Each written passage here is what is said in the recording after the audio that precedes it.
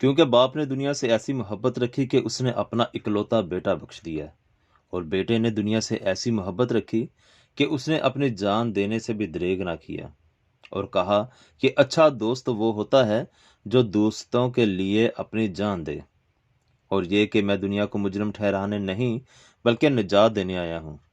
مسیح خداوند کے بابرکت، قادر اور فتح مند نام میں تمام سننے والوں کو سلام پہنچے۔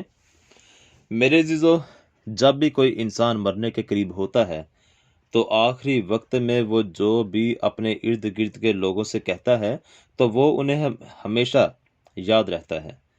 جب بھی ہم کسی فوتگی پر جاتے ہیں تو ہمیں یہی سننے میں ملتا ہے کہ مرنے والا یہ کہہ رہا تھا یا وہ کہہ رہا تھا۔ اسی طرح خدا یسوع مسیح نے صلیب پر 7 کلمات کہے جو صدیاں گزر جانے کے بعد بھی آج بھی ہمیں ایسے یاد ہیں جیسے یہ کل کی بات ہو، اور یہ مسیحیت کا نچوڑ بھی ہے۔ مگر ان کلمات میں سے ہم صرف ایک کلمہ پر بات کریں گے، یعنی پہلا کلمہ کہ اے باپ ان کو معاف کر کیونکہ یہ نہیں جانتے کہ کیا کرتے ہیں۔ میرے عزیزو، خدا یسوع مسیح نے ہمیں جو سکھایا وہ کر کے دکھایا۔ مطلب یہ کہ صدیوں سے جو احکام انسان کو دیے تھے ان میں سے ایک حکم یہ بھی تھا کہ ہم اپنے گناہ گاروں کو معاف کریں، اور ہمارا آسمانی باپ ہمارے زمینی باپ کے جیسا نہیں ہے، وہ جو کہتا ہے خود کر کے دکھاتا ہے، اور اس نے کر کے دکھایا بھی۔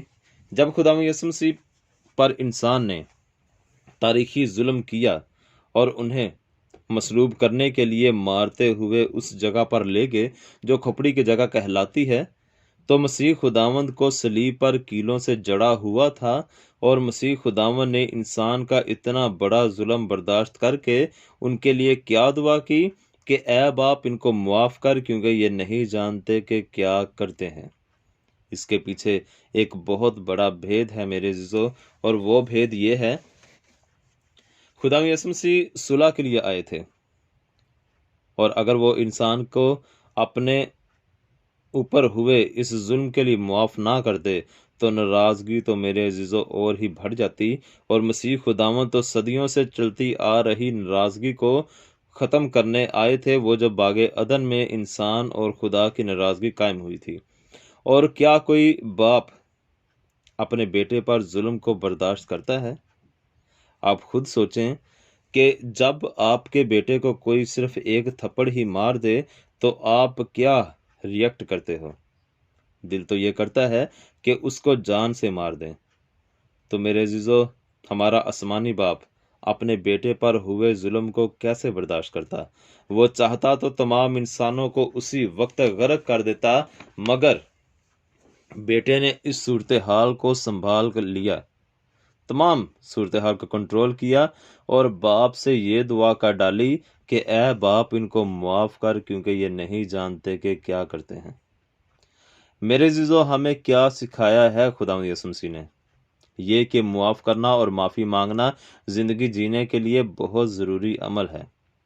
یہ اتنا لازمی عمل ہے کہ خدا نے ہمیں روزمرہ کی دعا میں یہی سکھا دیا کہ جیسے ہم اپنے گناہ گاروں کو معاف کرتے ہیں تو بھی ہمارے گناہ ہمیں معاف کر۔ میرے عزیزو، اگر ہم اس دعا کو عمل میں لے آتے ہیں تو تمام جھگڑے، ناراضگیاں، غصے، گلے ختم ہو جاتے ہیں، اور محبت پروان چڑھتی ہے۔ اور بہت بڑی بات یہ ہوتی ہے کہ خدا کے نام کو، خدا کے حکم کو، خدا کے دنیا میں آنے اور صلیب پر چڑھنے کو، اور تیسرے دن جی اٹھنے اور آسمان پر زندہ اٹھائے جانے کو ہم جلال دیتے ہیں۔ میرے عزیزو، یا تو انسان جانتا نہیں ہے اور یا جاننا نہیں چاہتا کہ انسان کی بخشش انسان کے اپنے ہاتھوں میں ہے۔ اور وہ کیسے ہے؟ وہ ایسے ہے میرے عزیزو کہ خدا نے ہمیں کیا کر کے دکھایا؟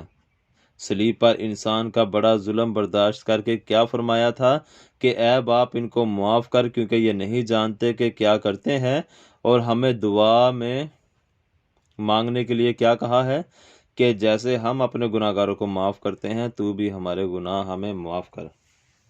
اب اگر تو ہم مسیح خداوند کی طرح معاف کریں تو ہم اس بندے کے ساتھ جسے ہم معاف کر رہے ہیں بالکل ویسے ہی ہو جائیں جیسے ہم اس کے ساتھ پہلے تھے، تو اس سے کیا ہوگا کہ ہم خدا سے جب اپنے گناہ کی معافی مانگیں گے تو وہ بھی ہمیں ایسے ہی معاف کرے گا کہ جیسے ہم گناہ سے پہلے خدا باپ کو پیارے تھے۔